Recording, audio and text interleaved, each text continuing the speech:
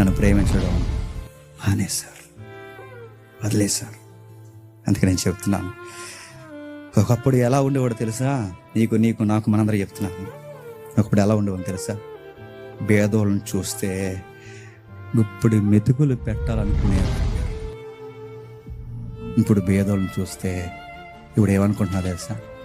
భేదోళ్ళకి అన్నం పెడుతున్నాం, ఎవరో ఫోటోలు తీరేటి అనుకుంటున్నాం. మారిపోయాం. మరో మాట చెప్తున్నాం, ఒకప్పుడు ఎన్నో విషయాలు మాట్లాడుకునేవారు. ఇప్పుడు నా విషయాలు మాట్లాడుకోవడమే మానేశారు. ఒకప్పుడు గంటలు గంటలు గంటలు గంటలు బైబిల్ మాట్లాడుకునేవారు.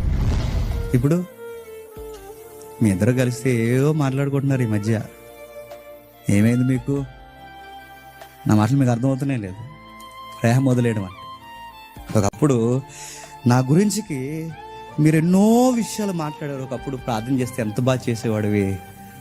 దుఃఖంతో చేసేవాడు, భారంతో చేసేవాడు, ఏడ్చేట్టు చేసేవాడు. దేవా ఇదిగో ప్రభువా ఈ దీనుని జ్ఞాపకం చేసుకోవయ్యా అని చేసేవాడు. ఇప్పుడు ప్రార్థనలో ఏ కొత్త పదాలు ఎట్టాలా అని ఎదుగుతున్నావు కదూ, తెలుసు నాకు అంటున్నాను. ఒకప్పుడు బైబిల్ చదువుతున్నప్పుడు ఈరోజు ఈ వాక్యంలోంచి దేవుడు నాతో ఏం మాట్లాడతాడా అని చూసేవాడివి. ఇప్పుడు కొత్త పాయింట్లు ఏం దొరుకుతాయా అని ఎదుగుతున్నావు కదూ అని అడుగుతున్నాడు. ఇది నీకు నేను చెప్తున్నాను, మనందరికీ వర్తిస్తాను.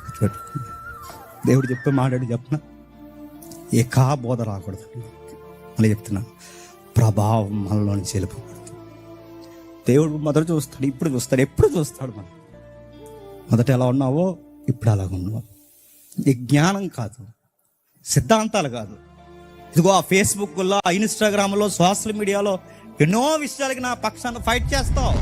ఆ యేసుప్రభుని అంటావు, కానీ నన్నే నువ్వు ప్రేమించవు. అనేక మందితో డిబేట్ చేస్తావు.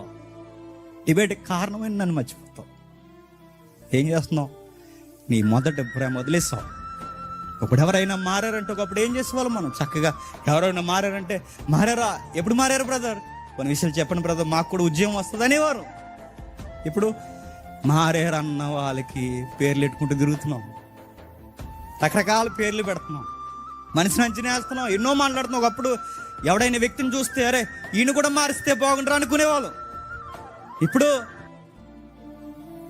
ఎంతో మంది మారినోళ్ళు నీ సర్కిల్లో, నీ చుట్టూ ఎంతో మంది కనబడుతున్నా అసలు నీకు పట్టింపు లేదు. నీకు ఎంతసేపు మీటింగ్లు గొడవలే, నీకు ఎంతసేపు ఇవే గొడవలు. నీకు దేవుని కార్యక్రమాలని చెప్పుకుని తిరుగుతా కానీ ఎదుటి నశించిపోతున్న ఆత్మలు నీ బురకే.